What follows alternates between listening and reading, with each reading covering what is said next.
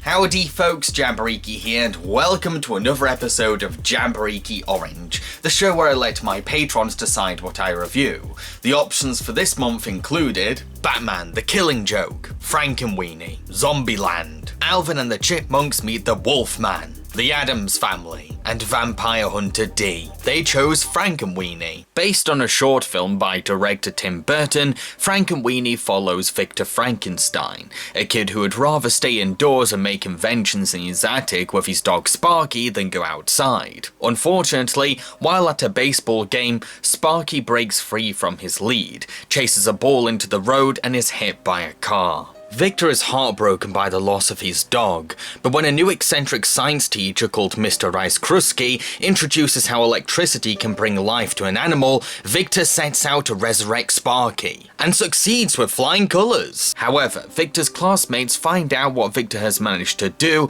and they use Victor's calculations to copy his experiment. Also, they can have entries for the science fair. But there's a catch. When the experiment isn't performed with love, the results can be scary, and the animals can come back evil. This movie sets out to challenge all things traditional and normal. It's a film that dismisses assumptions that everything needs to follow a template or fit society's expectations. Frankenweenie centers on a town that rejects progressive science, to the point where they protest against the science teacher, who serves as a great source of inspiration for the kids, particularly a budding inventor like Victor. Mr. Rice Krusky teaches a powerful and valuable lesson to Victor, that science is a journey of attempts and experiments, with the best results coming from a place of genuine love for your projects. If you're only creating something out of obligation, that reluctance will pay off badly at the end. People think science is here, but it is also here. The fact that the town fiercely demonizes Mr. Rice Krusky cements their refusal to accept anything outside of their idea of normality, letting their fear of the unknown stifle any kind of understanding that they all need to develop. Mr. Rice Krusky may be eccentric and perhaps he can get carried away sometimes, but he brings a spark to these kids that they really need, because everyone is so reluctant to break boundaries in this town. These kids are being pushed into doing things outside their interests or passions, whether they want to or not, like Victor is having to try out baseball in order to get his dad to sign a form for a science fair. Not to mention, poor Elsa Van Helsing is being used as a mascot for the town's upcoming ceremony, forced into the position of singing a song that she doesn't want to perform in a costume she's not comfortable wearing, like she's a doll for the mayor. You know, a lot of girls would kill to be in your place. I'd welcome death. There's something cult-like about this town. But Frankenweenie isn't just an attack on anti-intellectualism and societal repression, it's also a very fun movie. It pays loving tribute to lots of classic monster films, including Frankenstein, Bride of Frankenstein, The Creature from the Black Lagoon, The Invisible Man, Gamera, and many others. These homages never seem forced, as they're all used to the movie's advantage, playing naturally into the story's horror tale. I also love the setting for this movie. There's an ambivalence to it all that adds a mystery to the film's world. Why is it called New Holland? What happened to the Old Holland? Why are lightning storms so frequent here? It looks like the 1950s, yet maybe this is a weird distant future. I love how the film lets the audience interpret these things. The cast of characters are fantastic too. You've got the stuffy, hard-nosed grown-ups that are amusingly ignorant. So I can't sit idly while a teacher endangers our children. The man is a menace. Victor's parents, who may not understand their child but are trying their best and do love him. Mr. Mayor, Edward Frankenstein, your neighbor, of course. I just would like to say that our son Victor is just crazy about the new teacher. Thinks he's great. But the real stars of the film are the quirky, eccentric school kids. Each child seems off-kilter in some way, whether they're a menacing presence, a slimy creep, or just plain odd. Mr. Whiskers had a dream about you last night. How do you know? 'Cause this morning, he made this. Oh. Sparky is just a regular cute dog. Besides being able to do a few tricks, he's your run-of-the-mill canine, but I think that helps the audience relate to him, as they can see their own pet in his place. It's only when he's brought back to life that he becomes a more interesting character, bubbling with energy and personality even though his body is a stitching of decomposed parts. There's also some very poignant moments for him too, from when he sees himself in a smashed mirror, having to realise what he's become, to finding his home by his grave, as if he knows deep down where he truly belongs. The visuals for this film are awesome as well. The choice to make it black and white not only fits the 1950s monster movie aesthetic, but also adds to the mysterious, ominous atmosphere. The characters look like Tim Burton's quirky drawings brought to life, without losing any of the charm in the transition to 3D. Plus the animation is brilliant. It's fluid and smooth, but also nuanced in a way that embraces the frame rate, letting the very nature of stop motion add a personality to the characters. My only nitpick is that some characters look like their faces are frozen on a smile, which made me unsure if they were actually happy, especially when the scene dictated otherwise. But even though I have a lot to love about this movie and can appreciate all the hard work that went into it, there's one thing that undoes its potential for me. A downside that I sadly can't ignore. The ending.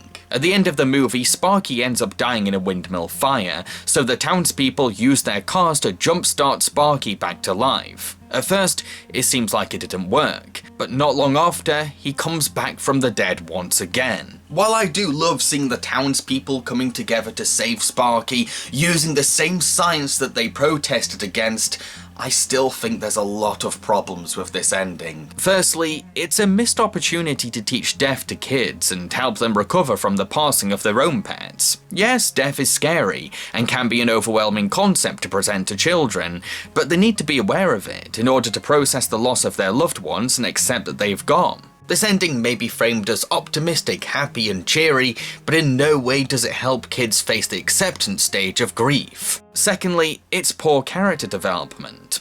At the start of the film, Victor's want is to bring Sparky back to life, but his need is that he has to learn to let go. When you lose someone you love, they never really leave you. They just move into a special place in your heart. He'll always be there, Victor. I don't want him in my heart. I want him here with me. Yet this movie's conclusion scraps that entirely. You said that I need to let him go.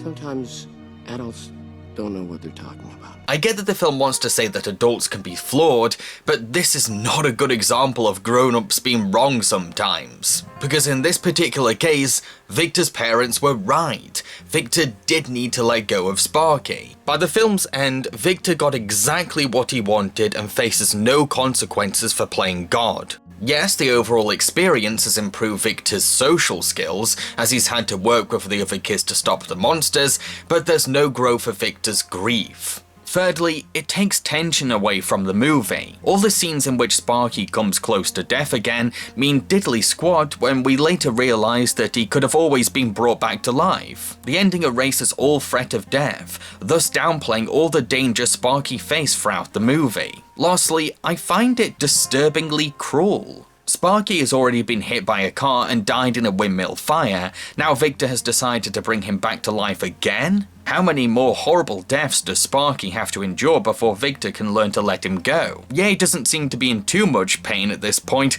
but still, it's the principles. If this ending makes you really happy, then good for you, but I really dislike it. I think it's a shallow cop-out, a happy ending for the sake of a happy ending that does more harm to the film than good. For a film that embraces the macabre and resents all things normal, it's strangely contradictory that it goes with such a safe ending. This ending is so jarring compared to the rest of the film that it comes off like a studio recut. To conclude, Frankenweenie is a film that challenges preconceptions about what's normal, defends the important values of science, and pays loving tribute to the classic monster movies that inspired it. But its ending is its Achilles heel, a weak conclusion that goes against everything it teaches and sets out to do. Tim Burton has always embraced the poetic tragedy of death, even in his family films. Plus, Disney are renowned for addressing the death of loved ones in their movies. I have no idea why both parties were so reluctant to make Victor say goodbye to Sparky. Although I do know that Tim Burton has been haunted most of his life by the death of his childhood dog, hence why a lot of his projects reference dogs transcending into the afterlife. But there's a difference between healthy, spiritual catharsis and repressing the stages of grief. I've been Jamboree, and I hope you enjoyed this review. If you did, then feel free to like, subscribe and share. So what am I going to be reviewing in the next episode of Jamboree Orange? Well, that's entirely up to my patrons.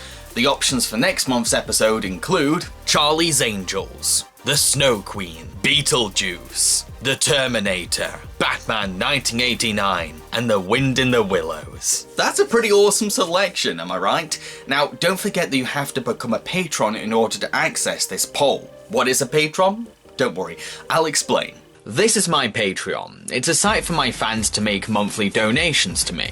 Those who donate are called patrons. The money I receive goes towards funding my videos and serves as a supportive income for me. Patrons can donate as much as they want each month and stop donating any time. All donations are greatly appreciated, and in return for their patronage, patrons are given exciting rewards, depending on how much they donate, including their names credited in my main show, access to exclusive videos, and the chance to decide a review on my channel. I'm very excited to find out what my patrons want me to review next. Cheerio, folks.